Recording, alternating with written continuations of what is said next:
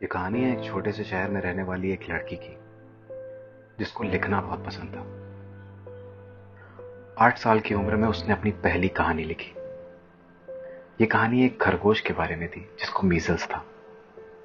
जब उसने ये कहानी अपनी माँ को सुनाई तो उसकी माँ को ये कहानी बड़ी पसंद आई और उन्होंने उससे कहा, शाबाश बेटा, ऐसे ही और लिखो। स्कूल में ये लड़की ज्यादा किसी से बात नहीं करती थी, चुप चुप रहना, ज्यादा किसी से बोलना नहीं, अपनी ही दुनिया में खोया रहना और हर वक्त अपनी किताब में कुछ ना कुछ लिखते रहना। 15 साल की उम्र में उसकी दादी की मौत हो गई, जिनके साथ वो काफी क्लोज थी। लेकिन कहते हैं ना कि दुख तकलीफें अकेले नहीं आती, वो अपने साथ पूरा एक पैकेज लेकर आती है। तो जहां एक तरफ दादी की मौत हो गई थी, वहीं दूसरी तरफ उसके और उसके पापा के रिश्ते में काफी खटास आनी शुरू हो गई। और इतना कम नहीं था कि जब उसे पता चला कि उसकी मम्मी को मल्टीपल स्क्लेरोसिस नाम की एक दिमागी बीमारी है। मां की बीमारी ने उसके ऊपर बहुत गहरा सदमा छोड़ा और फिर कुछ समय के बाद उसकी मां उस बीमारी से जंग हार गई और उनकी मौत हो गई। मां की मौत से वो लड़की पूरी तरह बिखर गई। लेकिन कहते हैं ना, the show must go on. जिंदगी किसी के लिए नहीं रुकती। एक दिन न्यूज़पेपर में उसने एक ऐड देखा। पोर्चुगल में एक इंग्लिश टीचर की जरूरत थी, तो उसने पोर्चुगल जाकर इस जॉब के लिए ट्राई करने का फैसला किया, क्योंकि अब वो एक नई जिंदगी शुरू करना चाहती थी। किस्मत ने साथ दिया और उसे वो नौकरी मिल गई। वहां उसकी मुलाकात एक टीवी जर्नलिस्ट से हुई। दोनों काफी अच्छे दोस्त बन गए, काफी मिलने लगे, क्योंकि दोनों की पसंद नापसंद काफी मिलती थी। और फिर कुछ समय के बाद दोनों ने शादी कर ली और उसको एक सुंदर सी बेटी हुई। लेकिन यहां जिंदगी ने एक बार फिर करवट ली। वो घरेलू हिंसा का शिकार हो गई।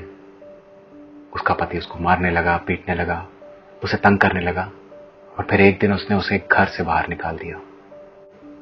अब ये बेरोजगार, बेसहारा, सिंगल मदर अपनी बेटी को लेकर उस देश से निकल गई।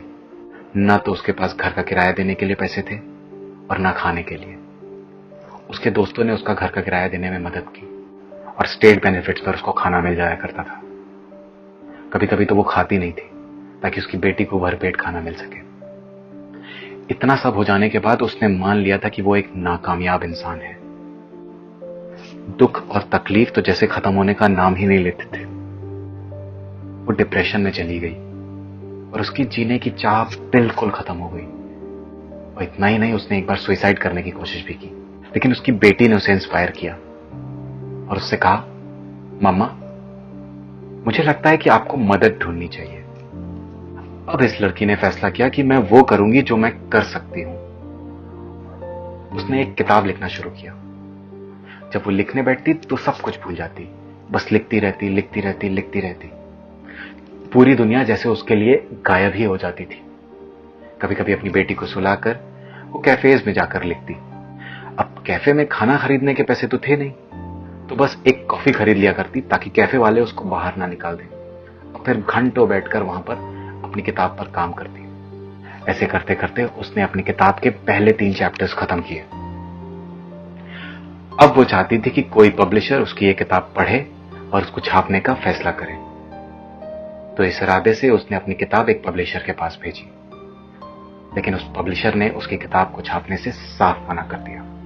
फिर उसने दूसरे पब्लिशर को भेजी, तीसरे को भेजी, चौथे को भेजी, 5वें को भेजी और उसका मेल बॉक्स पूरा रिजेक्शन लेटर से भर गया। अब तो उसे भी लगने लगा था कि उसकी कहानी एक बकवास कहानी है। और फिर एक दिन ब्लूम्सबरी पब्लिशिंग हाउस की पब्लिशर उसकी किताब पढ़ने बैठी। इत्तेफाक से उस पब्लिशर की 8 साल की बेटी भी वहां थी। उस बेटी को वो कहानी बहुत पसंद आई। सिर्फ इसलिए उस पब्लिशर ने उस किताब को छापने का फैसला किया। और फिर करते करते जैसे तैसे उसकी पहली किताब Harry Potter and the philosopher's stone सिर्फ 1000 कॉपीज के साथ मार्केट में आई।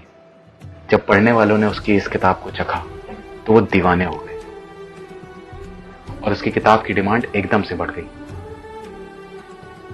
5 महीने बाद उसकी किताब ने अपना पहला अवार्ड जीता, the Nestle Smarties book prize. और फिर देखते ही देखते JK Rowling depressed, unemployed, single mother, दूसरों की मदद पर पलने वाली न्यूयॉर्क की बेस्ट सेलिंग ऑथर बन गई।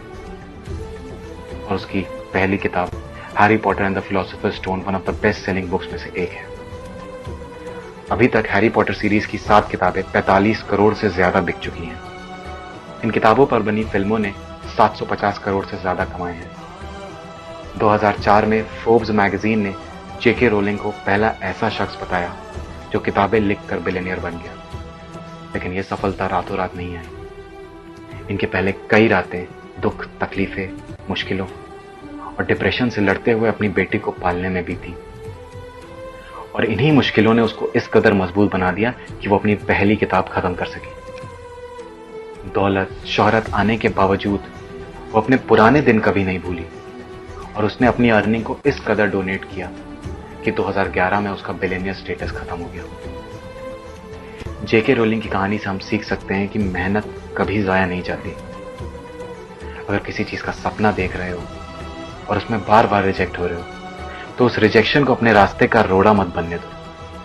अगर सबसे नीचे के पत्थर से टकरा जाओ तो उस पत्थर की चोट से अपाहिज ना हो जाओ, बल्कि उस पत्थर को नींव का पत्थर बना लो। It is impossible to live without failing at something unless you live so cautiously that you might as well not have lived at all, in which case you fail by default. अर्थात किसी चीज में नाकामयाब हुए बिना जीना नामुमकिन है, सिवाय तब कि जब तुम इतने चौकन्ने होकर जियो कि तुम शायद ही जियो, और ऐसे में बिना कुछ किए ही तुम नाकामयाब हो। ये शब्द थे जेके रोलिंग के हार्वर्ड कमेंसमेंट स्पीच के समय। This is Abhishek Benedict. Thank you for listening. God bless you.